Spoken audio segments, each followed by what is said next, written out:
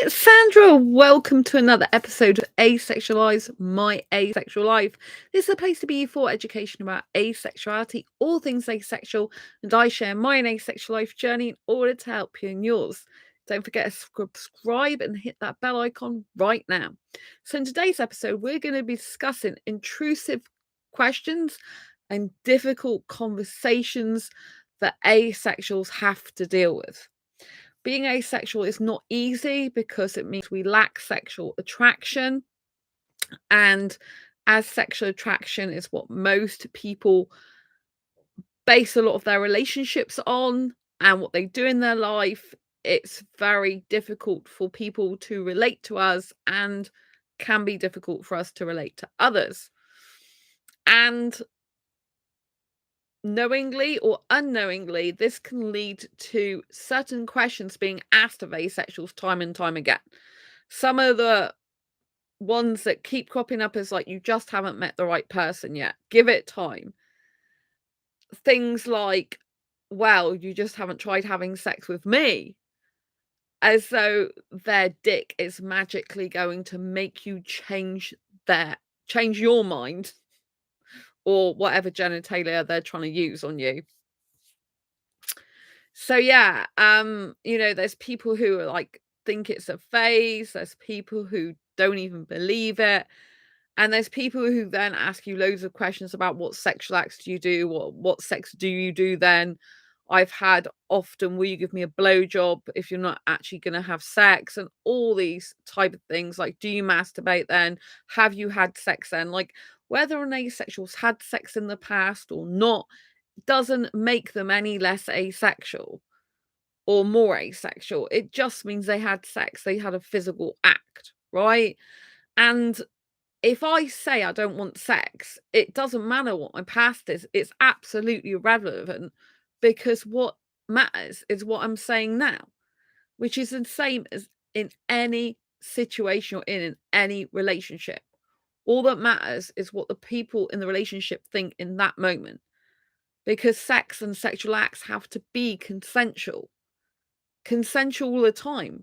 A partner could change their mind about what they want to do and what they're willing to do and able to do. So past is irrelevant. What matters is now. Right, let's get stuck into it. Joel's story in asexual perspectives. So can you tell me about a time when you've had to deal with intrusive questions or difficult situation due to your asexuality and what happened? The time my mother and best friend sat me down in a fast food restaurant to tell me about how much fun sex is and how I just needed to give it a try because I would love it. I wasn't out or even identifying as asexual at this point, but wow, was that an uncomfortable conversation? A lot of just find a guy and jump on him. You don't need to like him. You just need to get it over with. This is such toxic thinking. And it's awful when it comes from family members, you know? Your body is precious and you should not be sharing it or giving it to anyone unless that's something you want to do. And you certainly shouldn't be doing it in circumstances where it's just get it over with. That is such a bad attitude to have. And coming from family members is absolutely shocking. It's like they've got no regard for their own child's safety or adult siblings' safety. Do you know what I mean? And this is not good parenting at all. And it is absolutely shocking, the person and people who you care about, you shouldn't want them to go through situations and be put into situations that makes them uncomfortable, that they don't like, that they don't want. Since when has that been okay? But when was it okay for a counsellor to tell me that I should have sex if I want to keep a good guy? That's what I got told. That's how I led into finding out I'm asexual. That's what led, I should say, into finding out I'm asexual, because I went home and Googled I love kissing but not sex, and it came up with asexuality. Because I was so like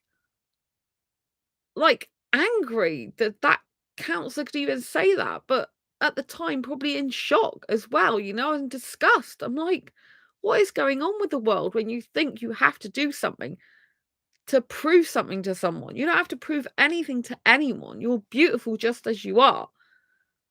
And if someone doesn't love you for who you are, whether you like sex or not, then don't be with that person. Just walk away. It's horrible when it's family because that's not love.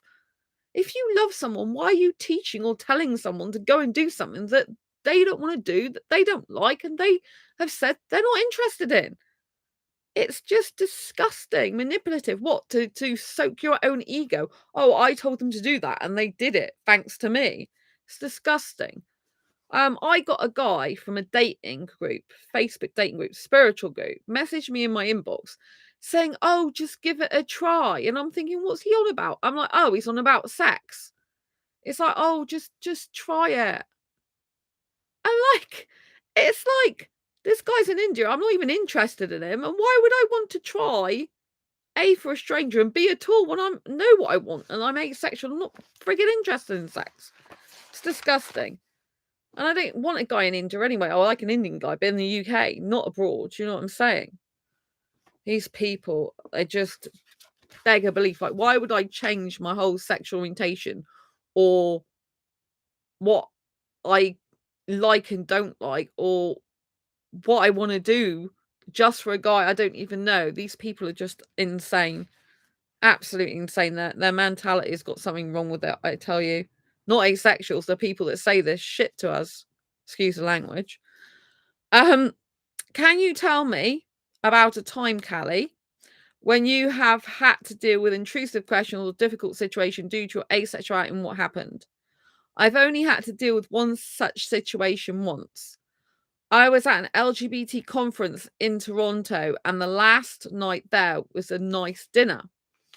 Everyone was sharing coming out stories and the like. And then they asked me, and I told them I am ace. I had to explain asexuality, which was fine. But then one of the guys started getting really intrusive. He was asking me all these questions about whether I have ever had sex, how I could know I was ace without having sex, did I masturbate, etc. It was extremely awkward, but everyone else at the table was backing me up, and eventually he just gave up. And I think that's really good that she got backup from other people there. Because as an asexual, we can feel like we're all alone and being harassed by such people asking so many questions. And I get so tired of dating apps when they just ask the same question. So, oh, so you don't want sex? So what will you do then? What types of sex will you do? It's like, I've just said I don't like sex. What about I don't like sex? Do you not get in your brain? How more can I explain it clearly? Some people just don't want to hear it, they don't want to hear that you want something different. Marnie's story. Can you tell me about a time when you have had to deal with intrusive questions or difficult situation due to asexuality? What happened? Before I knew asexuality, just talking about sex with my husband was so difficult. One, I didn't like talking about it because it made me feel uncomfortable. Two, we constantly had the same argument over and over again about sex. Three, I couldn't explain what I didn't understand myself. Four, my husband felt I was looking outside our marriage for sexual companionship since I didn't want to have sex with him. And he was extremely jealous of every other man in my life because of it. Five, it created a bad situation for us because we pushed family and friends away so they wouldn't feel the tension in our relationship. But the positive about being asexual is now there are no worries of my husband being jealous of other men. He knows that no matter how hard they try, I will never be sexually attracted to them.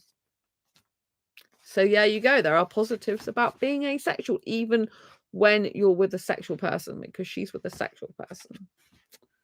So yeah, because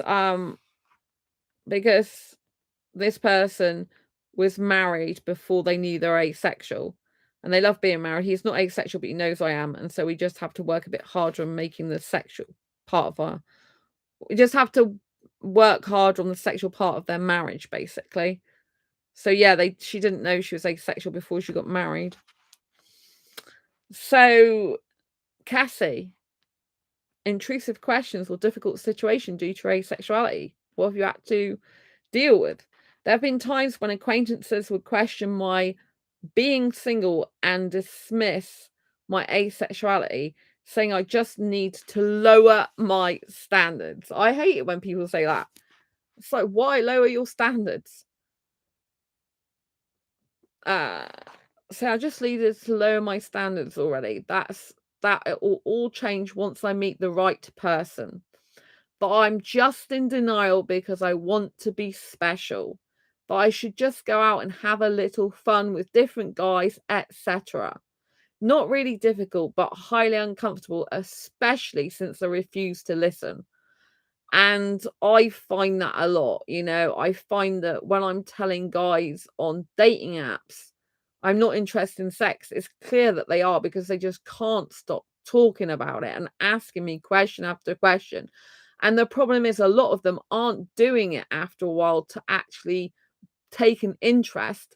They're doing it because they're getting some sort of sexual thrill out of it. I often find that people that are not pressurizing me to talk about sex and that don't start talking about it straight away are the much better guys.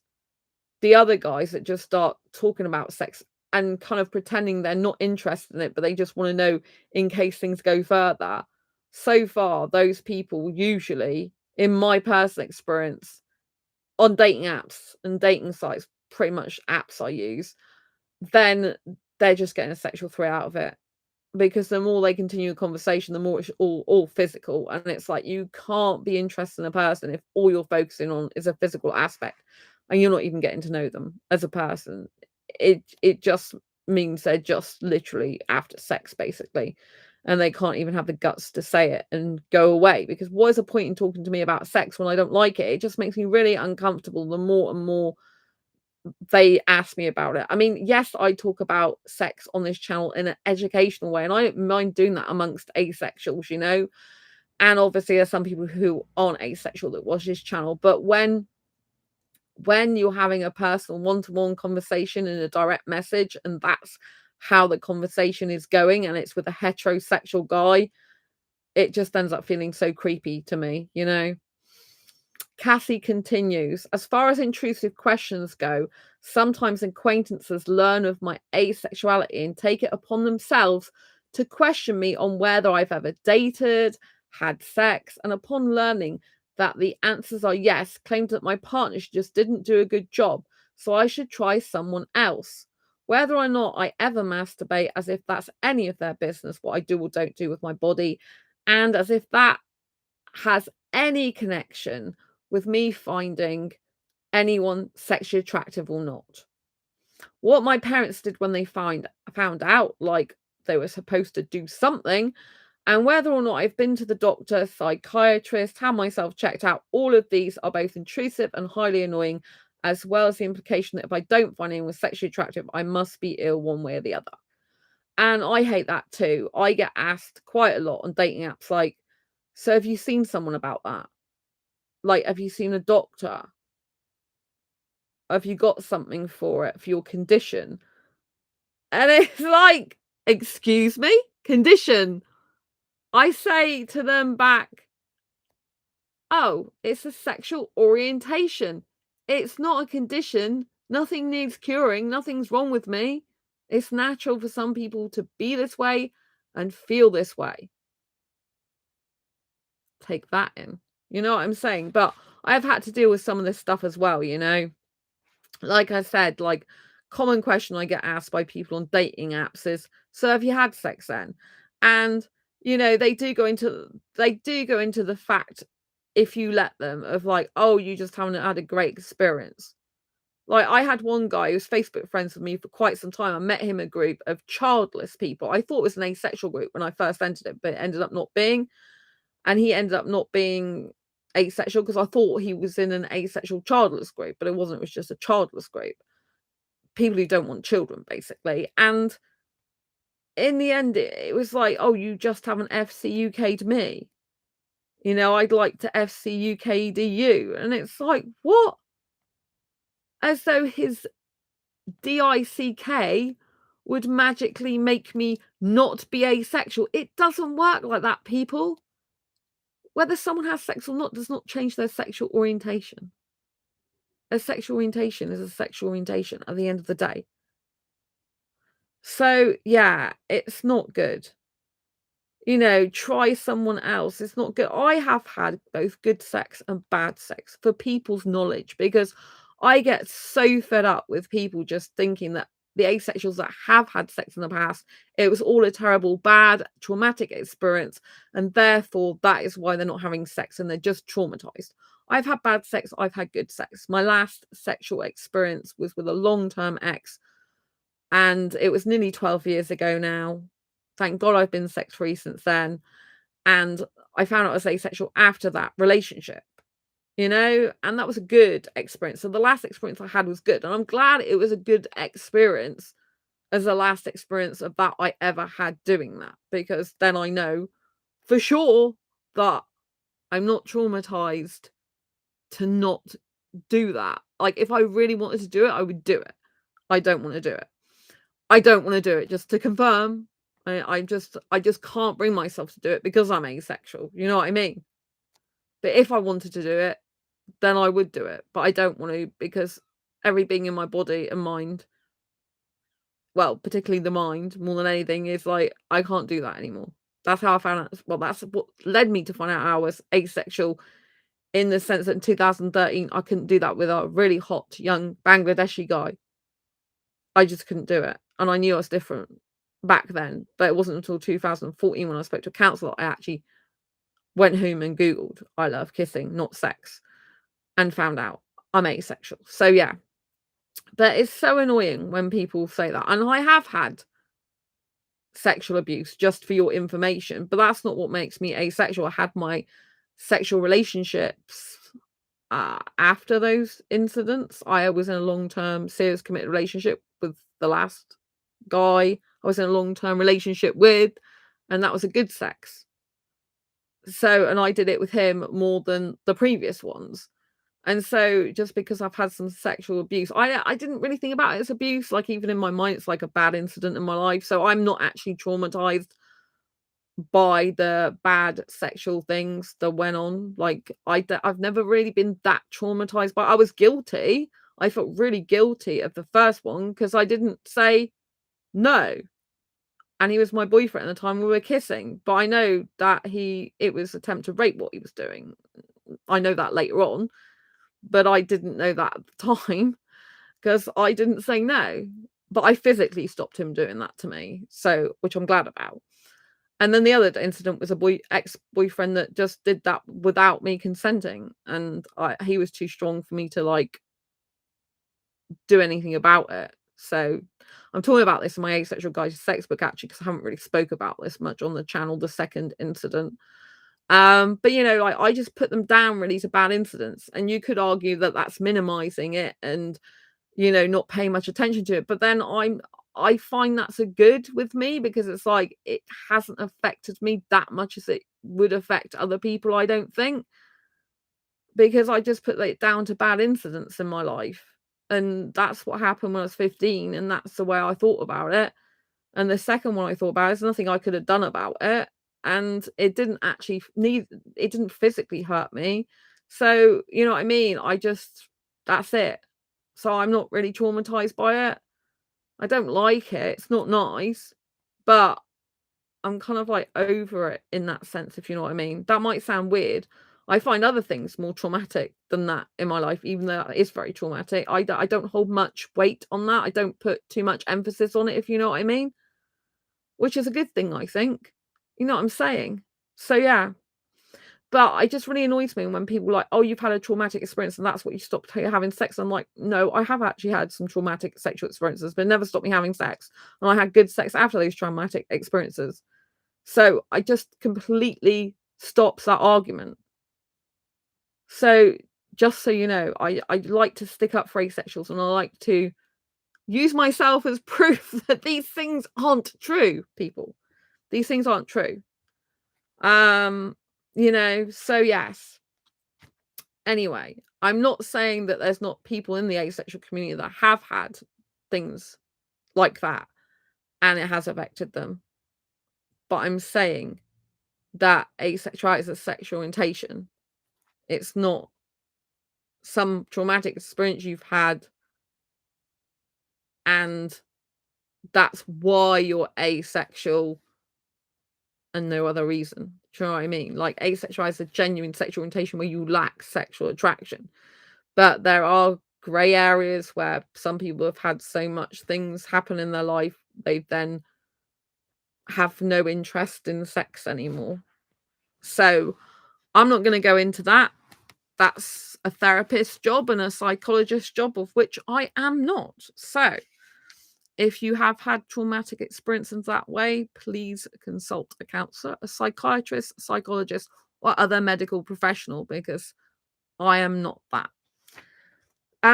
So it is highly annoying when people do suggest, in terms of if you're asexual, that you see a doctor or psychiatrist for being asexual, which is not what I was talking about there. I'm saying if you've had sexual assault or traumatic sexual experience and it's affected you, then obviously you should see a doctor or psychiatrist for that. But in terms of asexuality, there's nothing wrong with you. You're not broken and you don't need fixing. So you don't need to see a doctor or psychiatrist or psychologist to fix you. Obviously, some asexuals do see therapists because they find it hard to come to terms with their asexuality and people's not being nice to them and stuff like that. And so, that's fine. But we don't actually need to see a psychologist, psychiatrist, or doctor to fix us and stop us being asexual, because there's nothing wrong with us. Hope you understand what I'm trying to say. Yes. So let's move on to Anne's story. Anarch, hi, sorry for missing the past few streams. Me and my parents have been having dinner more frequently. We've been on a movie binge. Oh, so yes, Anarch is a regular person in chat here. So yes. And I'm smiling because they've said they're watching Smurfs too, and it's got absolutely nothing to do with what I'm talking about, difficult conversations to do with asexuality, difficult situations. So I'm kind of smiling, thinking of the huge contrast between serious stuff I'm talking about here and the Smurfs too. And I have watched Smurfs as well. But I digress. Let's stick to the topic. So this is Anne's story. Can you tell me about a time when you've had to deal with intrusive questions or difficult situation due to asexuality and what happened? Well, being exceptionally fond of some of my female friends in my life got awkward. Although having sex with them wasn't even a consideration, I've had a lot of people gossip about me at points in my life that connected me to various bullying / hazing incidents. That's awful. When a male acquaintance found out about my virginity, he immediately proposed having sex with him to solve this issue. When I showed a complete lack of enthusiasm for the idea, I was immediately branded as frigid and uptight and treated with scorn by him from that point on. I want to make this clear. Do not fall for this. This is actually what happens in dating sometimes, right? If you get anyone calling you frigid, uptight, anything like that, it's a manipulation tactic to get you to do what they want you to do. Anyone who says stuff like this, run from them. You do not want people speaking to you like this, right? You set the boundary. You don't want sex if you're an asexual that doesn't. They have to respect that. Saying things about frigid and being uptight is not respecting. It's a way of putting you down so you submit to that person. So you're going to be submissive and you feel bad and like shamed and punished, right? This is disgusting, manipulative, abusive, narcissistic type of behavior. You do not accept it. You run from these people, right? It's got nothing to do with being frigid or uptight. They are manipulators. Understand this now, because I want you to protect yourself, right? It is disgusting. Absolutely disgusting, right? Asexuals can get dates. asexuals can get a lot of dates. There's nothing wrong with you. It just means you don't want what a lot of other people want, and that's sex, and that is okay. Anyone speaks to you like this, it's really bad. So you don't want to be around people like that, right? And if someone doesn't accept you for who you are, there's no point in continuing the conversation. Tell them to go and find a nice sexual person somewhere else. I was on Facebook dating earlier. I've been taking a break from Facebook dating, but still on Badoo. And I said to this guy, I did click on and match back with him. But I said to him, I matched back because I'm curious as to know why you matched with me. And he goes, oh, honestly, I was just swiping as fast as I can. I didn't take any attention of the people, didn't pay any attention to the people. I was just swiping as fast as I can. I'm like, oh my God. I'm like, oh, okay, I see your game. Right, good luck finding someone suitable. It's like, well, at least he admitted what a load of guys don't admit. Is literally swipe, swipe, swipe. Because I'm asexual. It clearly says I don't want sex on my profile. I'm thinking, I'm sure this guy's not asexual and probably does want sex. I know some don't read profiles, but blooming hell, like he literally admitted that he just swipes continuously as fast as he can. I was glad that he was honest because I hate people who are dishonest. But it's like, well, yeah, clearly you're not interested in the person. You're just interested in their sex. So Claire, Evelyn, can you tell me about a time when you've had to deal with intrusive questions or a difficult situation due to asexuality and what happened? Getting strange looks from doctors and nurses when you tell them pregnancy tests are not required when you are feeling ill. Having everyone feel sorry for you when you tell them you are single at your age. When people assume you haven't got a life when you don't have a husband and children. I absolutely hate this, right? Well, Liam, hi, beautiful Sandra. You are awesome. Great to see you. Oh, Liam, lots of love. Thank you. I haven't seen you for ages. So yeah, thank you so much. So yeah, I told my doctor that I'm not having smear tests anymore. Smear tests are the examination down below for women, right? And I said, like, one is it causes me too much pain in that area, I'll be honest, because I've got fibromyalgia. And two, is like I don't need it anyway, because usually it's if you have changes in your cells down there, like possible cancer, for example, and that's usually due to sexual activity, sexual intercourse, particularly. So you're basically having sex with someone, and that's why they need to examine you a lot down there. Because usually, if you're going to get that and changes down in the cervix, it's going to be because you're having sex, which is one huge benefit of not having sex. Really huge benefit. You know what I'm saying? So, that's really, really important. So yeah, and having people feel sorry for you when you tell them you are single at your age. Yeah. What really annoys me, and when people assume you haven't got a life, if you haven't got a husband and children, what really annoys me is when people think I'm bored.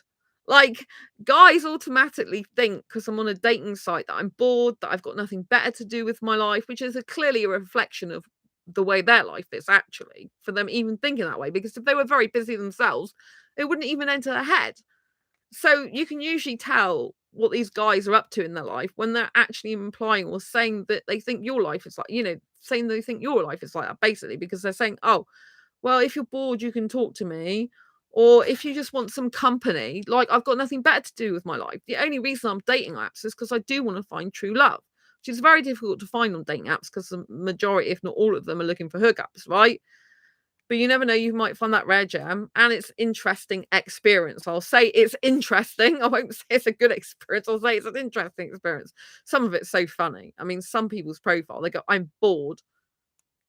And I'm like, really, you're putting that in your profile? And there's just stupid things like guys who hold big fishes. I'm like, what the hell is that about?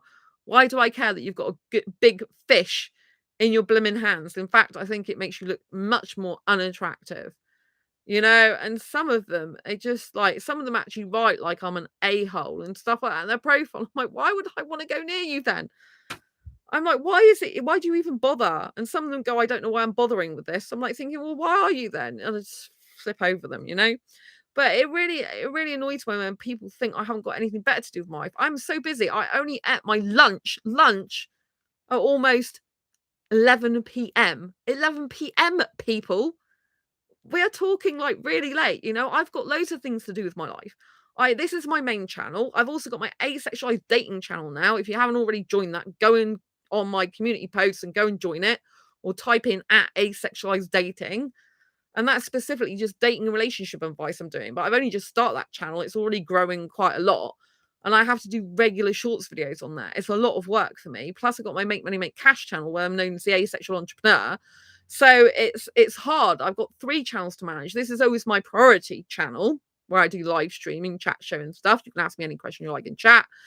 And then I've got the other 2 to manage. And then I manage 6 Facebook groups, 5 of which are free. One is which is a members only exclusive content group, meet up monthly, etc. group. And so I do a lot of stuff, you know, newsletters, blog posts. My life is just so hectic all the time. But I managed to do fit some dating in some of the time as well, as in go on dating apps. So I've just like accepted being on Facebook dating again because I had to be off there for a time because the last guy I spoke to on there was absolutely disgusting. And he pretended that he didn't need sex. And in the very, very end, started talking about all the women he FCUK'd, including his friends' wives, that he loved doing that to even more. Because I guess it's a power trip for him. I was disgusted. And so I've been on a break, I think, for at least a week from that. I thought I had to take a break from it. So I was just so feeling sick to my stomach when he was saying stuff like that. I can't believe there's guys like that in the world that actually get a thrill out of FCUKing their best mate's friend. Their best mate's friend, their best mate's wife, sorry. So their best friend's wife and stuff like that. Their friends' wives, and he gets more of a thrill out of doing that, he said. I can't believe these people exist, but they do. And I don't know why people can't see there's disadvantages and things that aren't good about sex. Everyone just promotes the good side of sex. When you read my Asexual Guide to Sex book, when it comes out, I'm still doing the final edits. That's a hard book for me to edit because I have to make sure everything's correct and right and appropriate and knowledgeable. You know, it teaches about healthy relationships in there as well. And you know, it talks about sex in a very healthy way because it shows the good, bad, and the fugly, which is fuck ugly, in case you didn't know, side of sex. So it shows the bad side of it as well, which is hugely missing in the majority of books. In fact, I haven't come across a book where they show the bad side of sex. It's always glorified, it's always put on a pedestal. It's not very realistic a lot of the time. They just give little information. They don't really tell you the nitty-gritty of stuff either. This book is going to be like a reference for life book because I wish I'd had it at 16. That's why it's taking me 4 years to write it, over 4 years now. Because it's a really good educational book in multiple aspects. It's to keep people safe, you know. And so it just boggles my mind that people are so intent on thinking sex is this wonderful thing, and it's like they completely shut their eyes off to the bad side of it, the affairs, the abuse, and all that lot, you know? I'm not saying sex cannot be good for some people, but it's just horrible when people use and abuse sex, if you know what I mean. And when people keep thinking that they're gonna magically change us by having sex with us, it doesn't work that way. So I right. I'm gonna be talking now about Waywalker's story. I need to make sure I've got the right page. I had it on. Oh right, okay. Yes, right. Waywalker's story. I have to insert a trigger warning for this one, okay? Just to let you know. So, can you tell me a time when you've had to deal with intrusive questions or a difficult situation due to asexuality and what happened? Not clearly. 34 of my experiences like that ended in corrective rape. That's why I put a trigger warning. As a result, there's a great deal of disassociation associated with this question for me. It's not that I don't want to answer, it's that the flashbacks from the history associated are quite distressing. So, yeah, I hate the fact that even exists as a thing, corrective rape. And that means that someone wants to correct your sexual orientation identity by having sex with you. So they think that by having sex with asexuals, it will cure you of being asexual because they think it's some sort of disease, illness, condition, something unnatural, and they're there to fix you with their penis, basically, or whatever they're using. This is absolutely not acceptable. This is completely disgusting and inhumane and immoral. And it should never, ever happen. Ever. And I think it is so sick when people come in your inbox thinking that they can rule you, manipulate you, and have their way with you to either cure you or to dominate you and be in a position of power over you. I think it's absolutely sick. And to be quite frank with you, there are some religions that focus on the man being dominant and being this person who rules the woman's body. No one owes you sex. No one owns your body. You are in charge of your body, no one else. No one has the right to it. No one has the right to take things from you. No one has the right to take your virginity or do sexual stuff to you that you don't want, like, or need. They need to listen to what you say and not be doing this stuff. This stuff is absolutely disgusting and it should never be tolerated. And I'm sorry if anyone has had to go through anything terrible like that. It breaks my heart. But I know it happens because I've had guys in my inbox thinking they can fix me with their magical penis.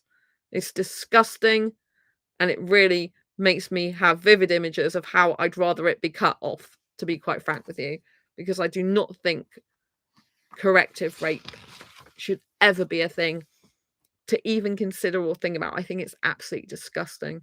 I get very upset and angry about that. Very upset and angry. No guy or person has the right to do stuff like that to anyone else. These people should be absolutely ashamed of themselves. It's totally immoral, totally unjust, totally disgusting. And if that's the way your parents and family brought you up, to treat women like that or whatever gender like that, I feel very sorry. Very sorry, because it is sick.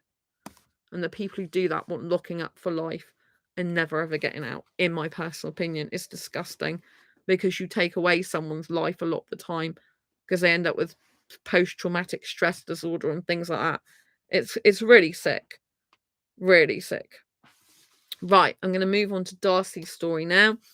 Can you tell me a time when you've had to deal with intrusive questions or difficult situation due to asexuality and what happened? Some people ask me really personal questions, but I have always been one for learning and also one for educating when I feel I have something to add. So I just answer them as best I can. I don't really get offended easily. So yeah, I think that's a nice one to end on, that some people are okay with educating people. I, in general, are okay with educating people. There comes a point when I know when I'm on dating apps that I'm not really educating the guy anymore. He is literally using it for his own sexual pleasure. And then I have to stop. And then I realize he's just not interested in me. He's only interested in knowing what I do with my body for his own gratification. And then I realize he's just no good for me. And it's bye-bye, right?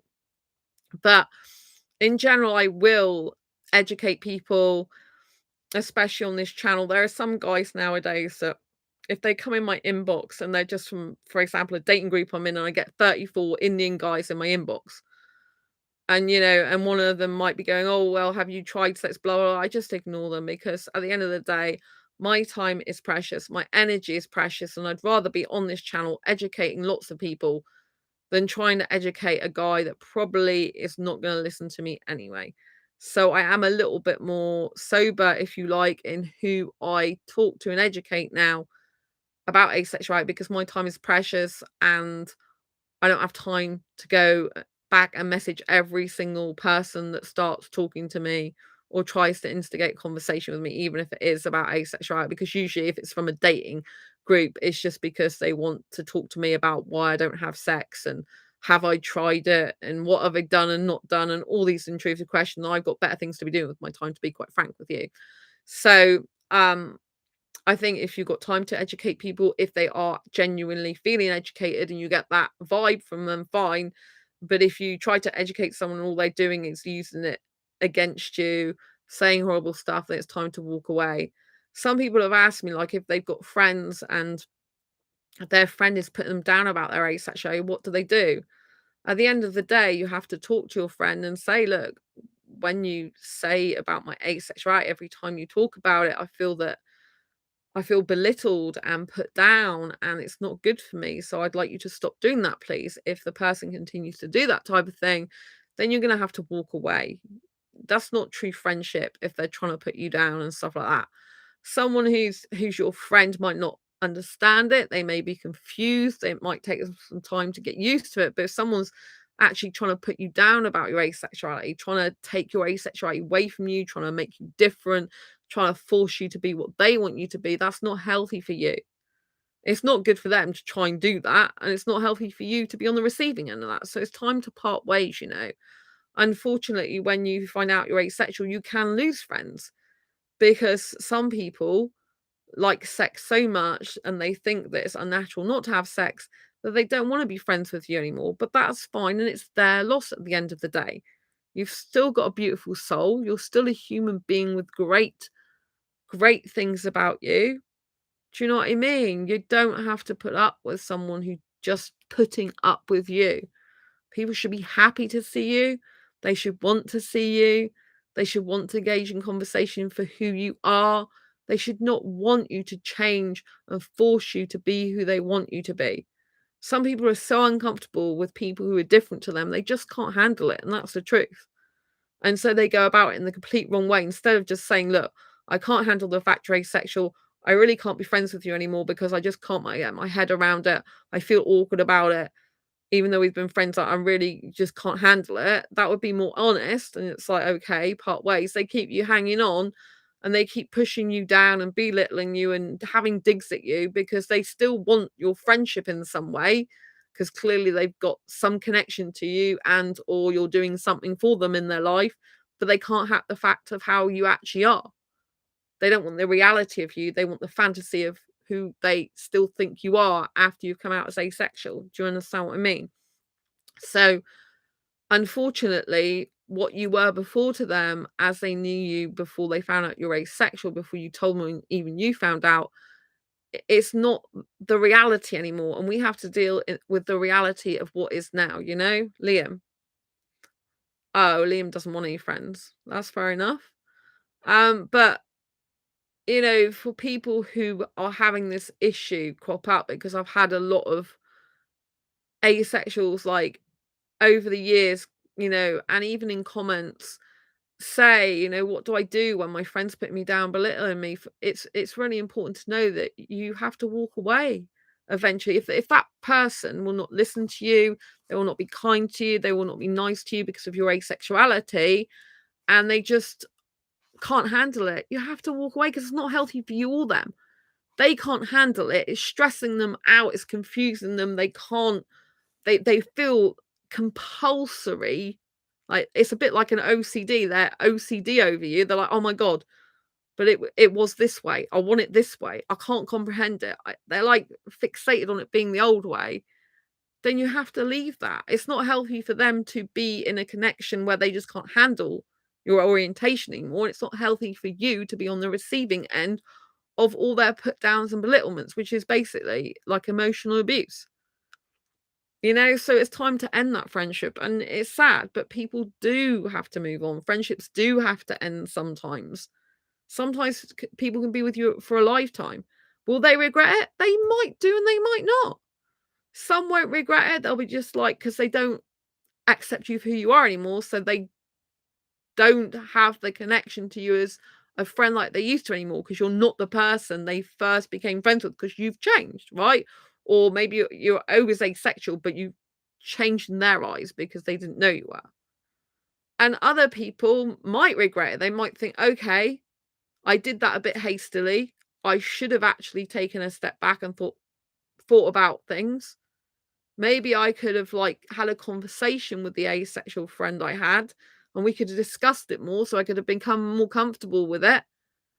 Maybe I could have like, not been in so shocked that I instantly reacted to them, and maybe we'd still be friends now, and I actually miss them. I miss that connection. I miss them being there for me when they weren't there for me, when I was feeling sad, lonely, depressed, upset, even when others weren't. And maybe they will miss you. But at the end of the day, that's their loss, and you move on. You don't go back because that situation's changed now. That friendship's changed now. And if they were belittling you, putting you down, and all the rest of it, it's time to move on, move on to better friends, people who treat you better, people who appreciate you for who you are and appreciate the time, energy, effort you put in as you. Because that's what it's all about at the end of the day. True friendship is people who are there for you in your worst times. This is not abusive times I'm talking about. I have to stipulate this because people will be saying, oh, worst times, but this person's narcissistic and abusive to me. I'm not talking about that. I'm talking about your worst times, like your dark times when you're depressed and maybe you've lost your job or got no money, or things like your other friends have disappeared and stuff like that. If you've had a friend, that asexual friend, but you didn't know they're asexual at the time, has been through all these times with you, and just because they've told you they're asexual, you've got a different opinion or view of them, and you reacted badly to that and you put them down and belittled them, basically chased them away, that's on you. That's your insecurities, your uncomfortability. It's not them. Right? So you have to be very careful when you end friendships, how you end them, and make sure you're as strong as possible in what you do, because don't expect these people to come running back. If they're healthy individuals, they're not going to come running back. They're going to realize their self-worth and their value, and they're going to be like, okay, you want to end it? Go. Wish you the best of luck. Off you go. You know what I mean? Of course, they'll try to probably keep the friendship with you because they care about you and they want to be your friend, but there'll come a point when they will stop being friends with you. Like if you're the person who's asexual, obviously, and they have let you go, I'm talking about, then there'll come a point when you do let that person go because you won't put up with their belittlements and stuff like that anymore. You deserve better, right? There's people out there who can love and care about you for who you are. Even this community here. This community is a very amazing community. I so love being on this channel. I feel like I'm home whenever I'm speaking to you through my lens. I really do feel at home here. It's like you're my online asexual family, you know what I'm saying? I know not everyone's asexual on here. Asexual family and supporters, shall I say. Sometimes my dad watches this channel, so he is family. Hello, Dad. If he's listening. Love you, Mum. So yeah, it's just like people have to accept you for who you are, and if people can't accept you for who you are, you have to move on. But you don't want to be in a situation where you're having people around you that are not supporting you, that are putting you down and holding you back, because these people will hold you back in life. I mean, I went on some person's channel yesterday, another asexual channel. I was watching some of his videos, and he was on about the ace phobia he's had and some of the nasty comments he's got sent him, and that is so common in the asexual community. I personally have not had, thankfully, and don't want it, that degree of ace phobia. I think it's because of the circles I reside in, of the places I'm in, my groups. I manage very well. Sometimes there's been times when I haven't added members quickly in the past, although I've rectified that recently. So that's been one thing I haven't done. So when I moved home, there was like weeks when I wasn't actually putting members in, and I've had to play catch up on that. But when members are finally in, because I vet people as well, I don't just let anyone in. So that's why I can't just automate that to let anyone in the group, because it's not like that. I ask strategic questions, and sometimes I private message people, so I would rather wait weeks to let someone in for the right time. And when I've got the time to ask them extra questions and stuff like that, than just add people in willy-nilly and everyone and anyone that applies, because some of them aren't asexual that apply. Some of them are trolls, and some of them aren't really asexual. Some of them are looking to to be around asexuals for the wrong reasons and all types of things. So I'm really good at that type of thing about vetting them and stuff like that. Of course, I get it wrong sometimes because people lie, but you do your best, as an admin. So, what I'm trying to say is if you're around people, the right circles, the right people that are actually mature minded and open minded, then you should get a lot less aphobia and a lot less stupidity, shall I say. You'll get more thoughtful comment, more thoughtful interest, more thoughtful questions. I'm in the entrepreneur space and I do talk about asexuality a lot. People are getting to know me a lot now because of my talks about asexuality, but this is how we reach a more global audience. And I'm going to be interviewed soon on Sense of Soul podcast with Shanna. I can't wait for that. It's going to be amazing. It's going to be recorded at the end of this month. I'm so excited. She was in chat here a few nights ago and her son is asexual. Can you believe it? She was one of the people I pitched to at the Experts Boot Camp podcasting pitching. And I'm going to be on a show. It's going to be so amazing to talk to a mum of a child who's asexual, I'm really grateful for that opportunity. We're both spiritual people and it's highly synchronicity or synchronicity. I can't even pronounce that word. It's synchronicity that happened to be that I was one of the people that pitched my podcast interview idea to her that happened to be asexual and her son's asexual. So yes, it's fate basically. So there are people in the entrepreneur space who I'm with, for example, in Blue Talks, and they're very good about asexuality. They're very interested in it. They find it a fascinating topic. They're very good because they're adults, mature, open-minded. They realize that they may love sex, but not everyone does, and they accept it and they want to know more about it. It's interesting because they know they might have a relative or friend who's asexual and someone they know, and then they can help them. I have, however, been in a spiritual group before that was like an entrepreneur spiritual group, and some of the people there were horrendous towards me, and I had to leave in the end. I shouldn't have been put in that position. The admin should have really said more to them, but they didn't. And so in the end, I had to leave. It was awful. Like these coaches were like saying, "Oh, you've clearly got something wrong in your childhood because you're asexual. You've been through some trauma, so you need to sort it out." It's like, excuse me, and these were coaches that apparently did coaching sessions enabling you to be your true self. I'm thinking you are just such phonies and fakes if you think that you are helping people to be their true authentic self when clearly you're not with me. You're pushing me into an ideal that you have got in your head and obsessed with, which is everyone's heterosexual and everyone wants sex like sex or needs it, or it's unnatural, right? And something wrong with you. I was absolutely shocked in that group.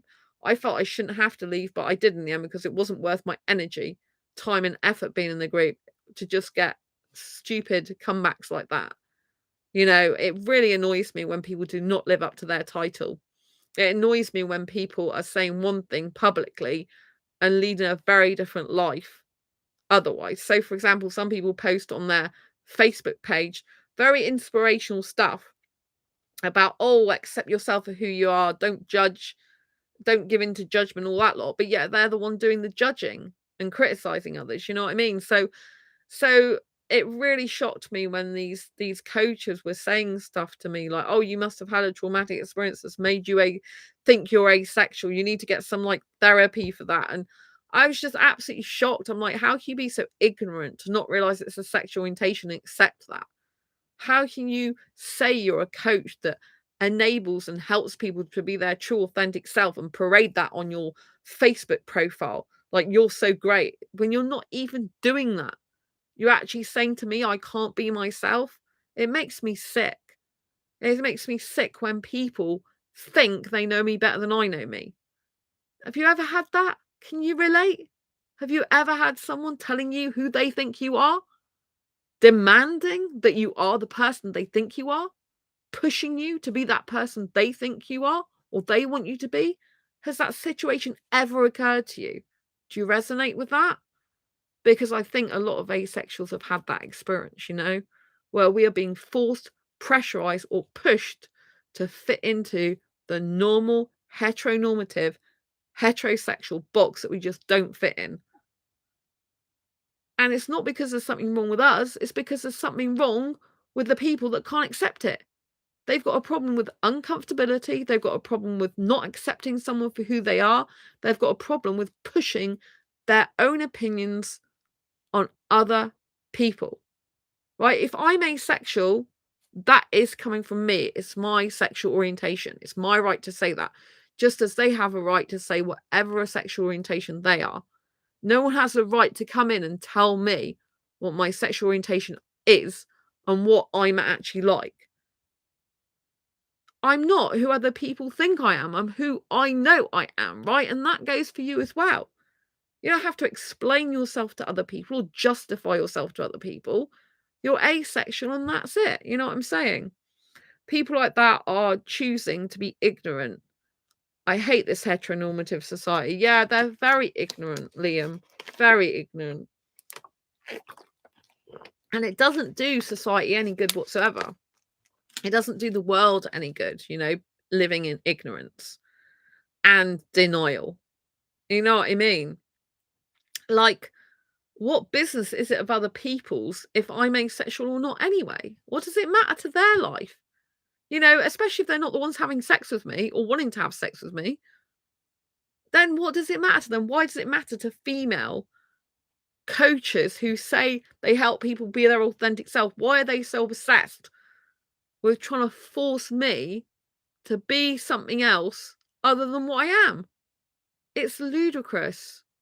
And they don't think that they're the ones with the problem. They think I'm the one with the problem. I'm like, no, I totally accept my asexuality. I totally live into that. I totally love it. I adore being asexual. I'm happy being that way. I'm happy I am asexual. I'm happy I understand myself more now. I'm happy I can see way back throughout my childhood I was always asexual, but didn't realize it. Throughout my teens, I was always asexual, didn't realize it. Throughout my relationships, I've been asexual and didn't realize it. I know myself more now. I know my body more now. I know all different types of attractions and can separate them now. I know the difference between arousal and sexual attraction and sexual desire. I know what I do want in a relationship and what I don't want, which is by my standards, not society's standards.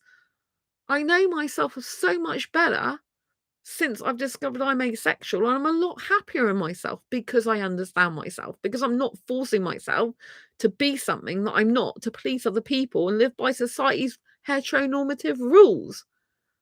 Do you know what I mean? Like, people should be happy for us that are happy to be asexual. People should be like celebrating, my God, you found out who you truly are.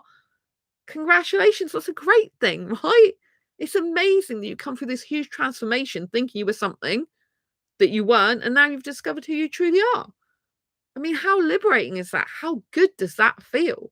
Feels amazing. When I first discovered I'm asexual and there's so many other people like me, I was like, my God, such a relief.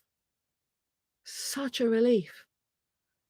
And when I didn't know I was asexual, I used to feel like an alien. I used to feel totally left out of this world. I was really miserable for years of my life. And I didn't think, and looking back, I don't think all that misery at all was to do with being asexual. But clearly, when you are different and thinking different, you are left out in a certain way, which doesn't help your mental health, right?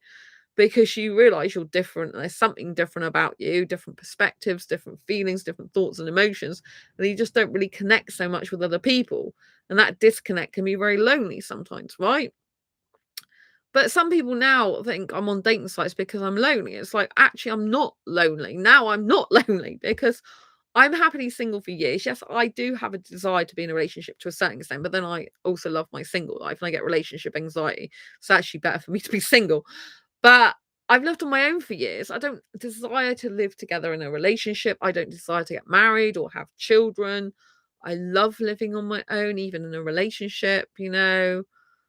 Never wanted kids since I was 15, you know? No sex, no marriage, no kids, no living together. It's my ideal scenario. The person just lives up the road from me, for example.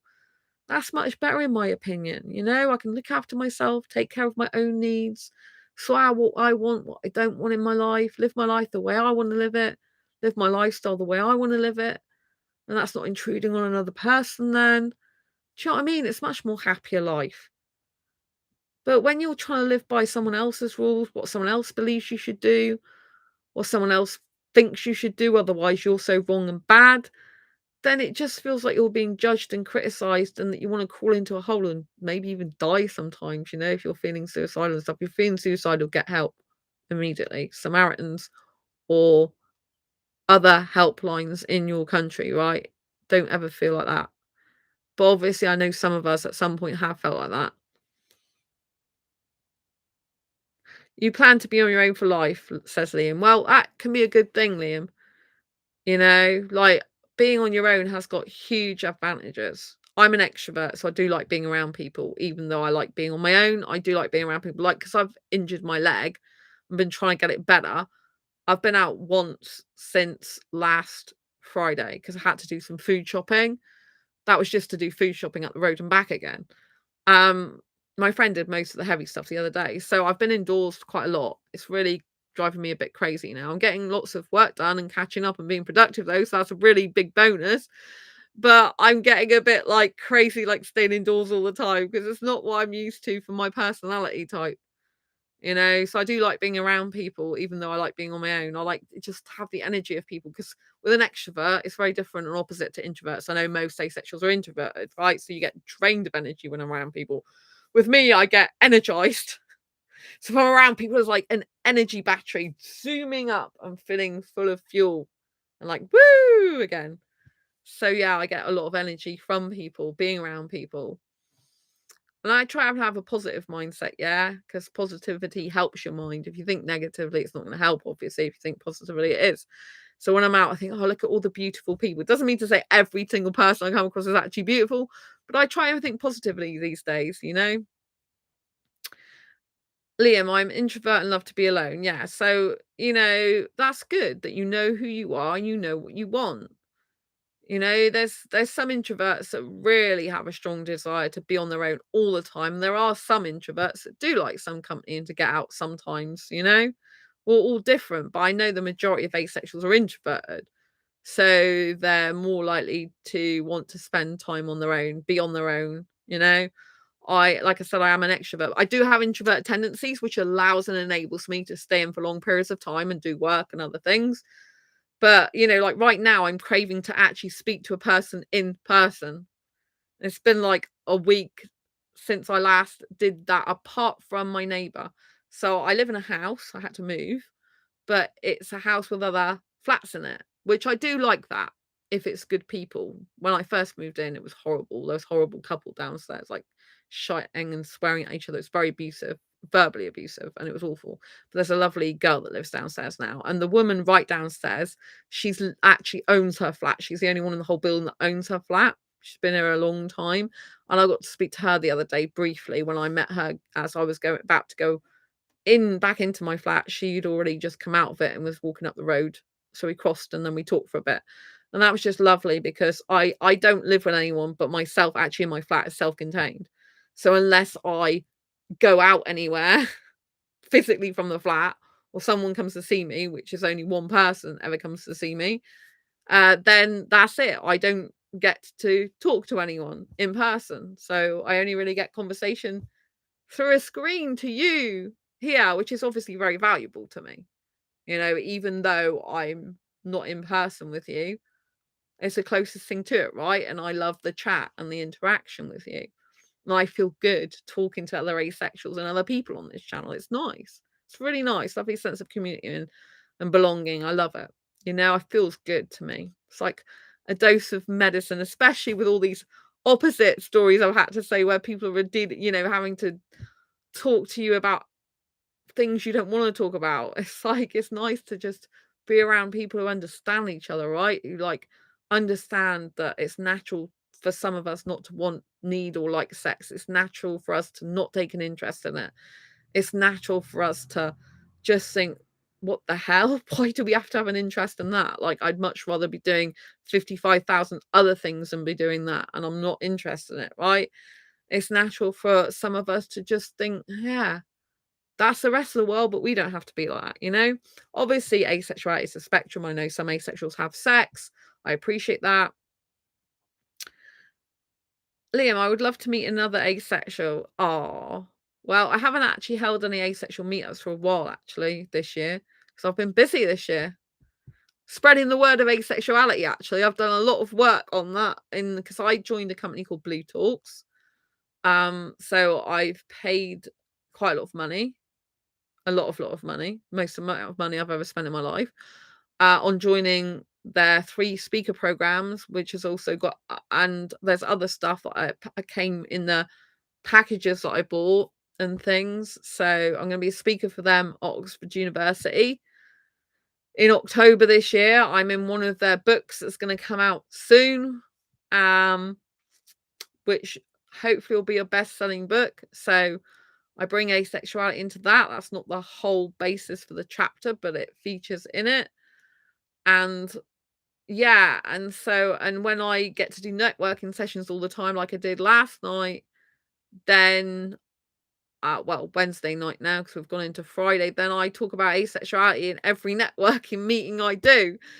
And I also talk about it in front of the whole group. So I'm always talking about asexuality. I pitched at the Experts Bootcamp. There's over 100 people there. And I was pitching I got the opportunity, because I won the opportunity to pitch to top podcasters to be on their podcast. My pitch was all about asexuality. So that's how come I'm going to be on Sense of Soul podcast. She's had over 1 million downloads of her podcast, Sense of Soul. Can you imagine? Asexuality is going to be on that channel. I cannot thank her enough for allowing me to be on her channel. She happens to have a son who's asexual. It's going to be such a wonderful conversation. I cannot wait. Be so good for her audience and for herself personally, and it'll be wonderful, won't it, to raise more awareness of asexuality on that such global scale. Can you imagine that? It's going to be incredible.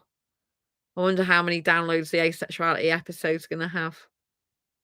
I can't wait. You know, I'm trying my best to get asexuality well known amongst global thought leaders.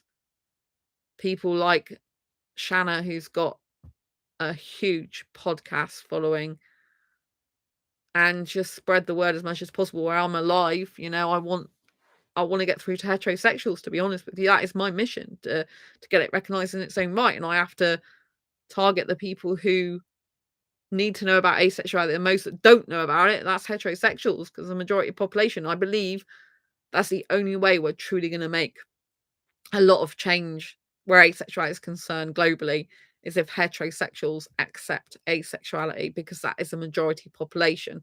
Once the majority population understands it and accepts it, then everything else will pretty much fall into place, if you know what I mean. It's a big task, because I'm kind of trying to get the opposite to understand us more. But I've been in heterosexual relationships for pretty much over half my life, and so I'm still on the dating scene with predominant heterosexuals. So yeah, I've got a lot of work to still do in that arena, but it's going to be good, you know, do my best as always, but I want to leave a legacy, you know, I want to make dramatic changes in that way. And then hopefully we won't have all these stupid intrusive questions and difficult conversations, because more and more heterosexuals will know about it.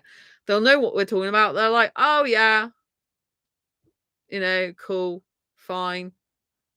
I understand. I've heard about like that before. Yeah, whatever. You know, these type of reactions would be so much better if they were genuine and meant them. You know what I'm saying?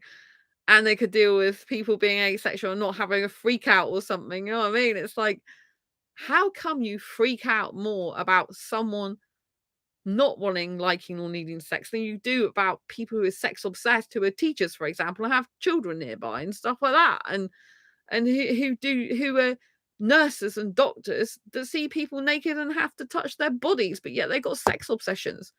You wouldn't believe the amount of people I sometimes find on dating apps. They're doctors and nurses, absolutely sex obsessed they are. So those are the people that hook up with people the most, it seems. And I'm thinking, this is people who assumedly touch people's bodies and get to see parts of them naked on a regular basis. I'm thinking, oh my Lord. And one of the persons I was still friends with on Facebook, he's happily married now with a kid. He's changed his ways. He's a good guy now for her and the family, he's changed his ways, but he used to be awful because he used to say sexual stuff to me, ask me sexual questions and stuff like that mostly. And stuff. You probably think, why am I friends with him still? So he is Indian, and I could have not been friends with him, but he was actually there for me in some difficult times as well. But unfortunately, in those times, he tried to change the conversation around. He was very sex obsessed, but I have stayed friends with him. He did at one point say, "You're the only person from abroad that stayed on my friends list." But now I see pictures of him where he doesn't talk to me now because he's got a wife. He's got a beautiful wife. He's got a new baby now. He's not doing stuff he shouldn't be doing. And he seems much more like a changed man now. I think she was made for him. And it's lovely to see that transformation. So yes, sometimes I stay in touch with guys who aren't brilliant. Sometimes I do that for a specific reason, like for accepting other people for who they are, even though I know they're not great, but that's my choice. And it's nice to see someone who's transformed. It gives people hope, that people can go from basically being a womanizer, sex mad person to actually be a good, loyal and faithful guy in the end. I like to see stuff like that because it does reinforce that not every guy stays an asshole forever.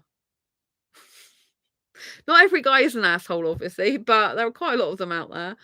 And when he first married, he was messaging me stuff, and then which wasn't appropriate because he was married. But then he turned off his messenger. So I don't know if his wife actually saw the messages he sent me and asked him to switch it off, or if he just thought, my God, I can't do this anymore because I don't want to lose my wife. And ever since then, he's never done anything like that. And that's been quite a few years ago now. And he's more of a changed man now, He doesn't do stuff like that anymore. So I'm glad he's not like that. And so I think he's changed. I think he realizes that his wife is so good for him that he doesn't need to be like that. Oh, if you haven't already got a copy of Asexual Perspectives, please go and grab a copy on Amazon, Barnes & Noble, Waterstones, Blackwell's, Walmart, or any other good bookshops. I'm going to conclude tonight's episode. It's been an absolute pleasure. Even though we've tackled some very difficult topics, it's always a pleasure to be here for Asexuals.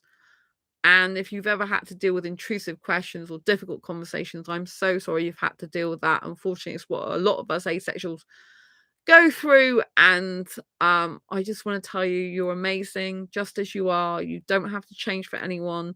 No one should be pressurizing you to do things you don't want to do.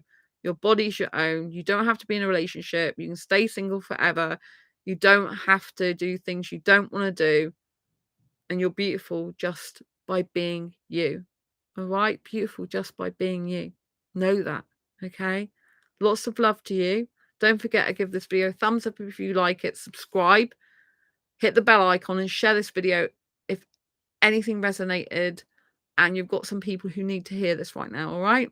Lots of love. Thank you, Liam, for being in chat tonight. And Anarch, I really appreciate you so much. I always love seeing you here. Take care. I'll see you soon in the next video live stream. Bye.